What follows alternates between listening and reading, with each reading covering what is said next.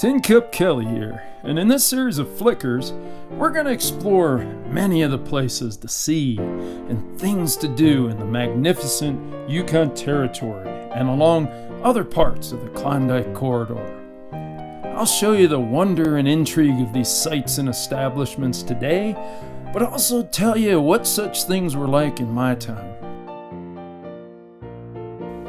Situated between Whitehorse and Skagway, this is home of the Carcross Tagish First Nation, who are descendants of the original inhabitants of this land, the Tagish and Klondike people. The town was established by the White Pass and Yukon route as a railway work hub in 1899 and was first called Caribou Crossing. It became Carcross in 1906. This here's the Carcross Desert. Now it's more of an ancient lake, they tell me, but it's a real nice spot to get out and get onto some dunes here. We're just rolling in Carcross, coming down. Nice stop on in here and have a little walk around. Pine trees and sand dunes.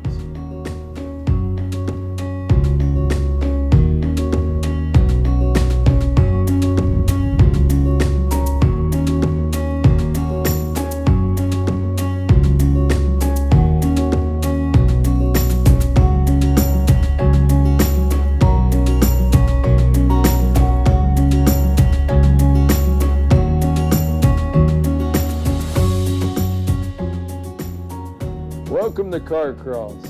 In my day, this is where you built your boat on Lake Bennet. And then you sailed just right down the Yukon River. Today, this is a real nice place to get to. Even if you're not traveling all the way down to Skagway, just come on down from Whitehorse and walk around this town. There's a lot of reminders of my time here and a lot of little shops where you can buy some things to eat and some souvenirs, and boy, just a beautiful place. And here we are, springtime in Carcross. There's nothing better. You gotta get on up here. Get on up here.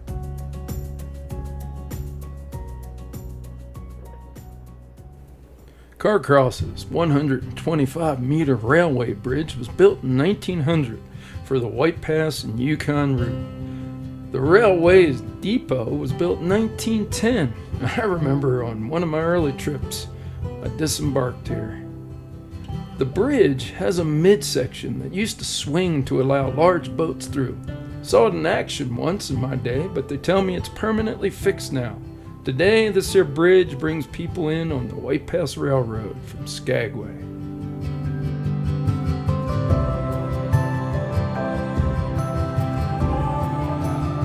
Now let's step inside the Matthew Watson General Store. Built in 1898 for stampeders like me, it's one of the longest operating stores in all the Yukon. We're here in the Watson General Store in Carcross, and this fine establishment reminds me of the general stores in my day. You got a lot of things even sitting up on the shelves that are from my day. And this here's Bonnie, and Bonnie runs this establishment. It's a real busy place. Tell us about your place here, Bonnie. Well, first of all, I'd have to say that we sell nothing that is of any general use to anybody nowadays. But we have some lovely assortment of souvenir items and locally made products made in the Yukon. We are creeping back from the last couple of years where things were pretty quiet in this old town, but it's coming back. People are coming back. We get a lot of visitors driving up the Alaska Highway and coming across from the cruise ships. And this is a fine place to stop. All kinds of those souvenirs that'll give you some reminders and little gifts for folks back home. And also, just so over the way, you got some ice cream that you're selling there. Yeah. We are kind of famous for our ice cream. I saw a lot of people eating. I see homemade waffle cone. Oh, yeah. My goodness, that sounds like something from the World's Fair. Oh, yeah, definitely. Well, come on in here to Watson's General Store when you're in Carcross. This fine little town is full of history. The post office here was built in 1910 after the big fire of '09 and is the longest continuously used post office in the Yukon. Leo Simmons opened the custom office here in 1900. He and his wife Grace raised 3 children at this abode, future Member of Parliament James Aubrey, Gladys, and George, who ran his company Northern Airways here from 1930 to 1950. Then you got the SS Touchai Memorial, which houses the remains of an old stern wheel. Built after my time in 1917, it got lots of folks to the Southern Lakes. There's also some modern things to do here, like the art house with some fine work by local artists, many of whom are Carcross Tagish First Nation. The Carcross Commons is the place for getting some victuals or shopping for souvenirs and wandering around. Start with the visitor center to get a bit more educated about my time and see some things from my day. You can also get some little books in here that'll help you get around town.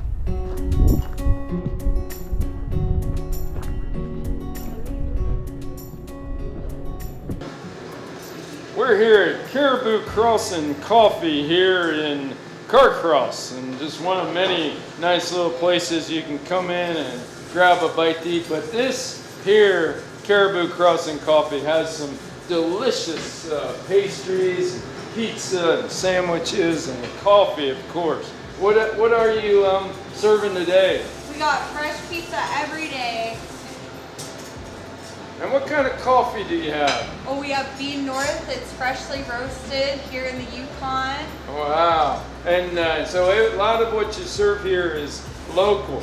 Yep, it's all locally baked from different vendors. We've got gravy train sticky buns. We've got Swiss bakery. We've got sweet treats. And of course, the Yukon's best coffee. Oh my goodness. And here, I'm eating the last of my delicious bite of homemade pizza. Boy, some good grub here, I'll tell you. Some good coffee.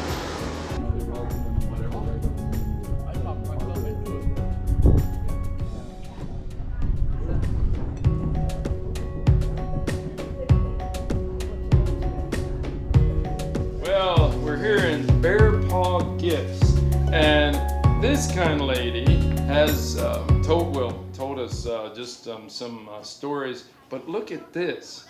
She is giving me a Bigfoot tin cup. And if you've read Tin Cup's story, you know that I saw Bigfoot when I was in Oregon doing some gold panning. But up here in Carcross, we've got such fine folks. Like, what is your name? Kathy. This is Kathy. And Kathy, we met so many fine folks here in Carcross. And they just are so accommodating to visitors. And Bear Paw Gifts, my goodness, there's so many nice things in here. They've got such beautiful artwork, and all this artwork is First Nations artwork, is it? Yes. So Kathy, we appreciate, and my gosh, here I've got a tin cup for Tin Cup. Just sitting here waiting for Well, that's what happens to me sometimes. Well, we're here in this found another nice little shop here in Carcross, and this one sells all kinds of different things. Isabella gave me some real nice maple butter, and I tried the different syrups. And yes, you can taste the whiskey barrel age as well as the birch syrup and a few other goodies. I had some whiskey in my time, that's for certain. Thank you, Isabel, for those samples and for this nice description of your shop. And folks can come in here. You're open most days of the week here. Open 7 days of the week, at least goodness. from 10 to 5, often earlier and later. So come in and have a good tasting of her products. Don't pass up Carcross. There's so much to see and do here. Either on your way from Skagway to Whitehorse, or Whitehorse to Skagway, or points in between, and this is one of the great places where you can get some maple butter and just eat it with a spoon on the way down the road. Would you say? Yeah, definitely. The icing on the cake hereabouts is the location. You got beautiful Lake Bennet, where you can have a swim when it warms up, or take a walk, or you can get up in the mountains, go for a hike, or ride one of those bicyclers. What a fine place this is.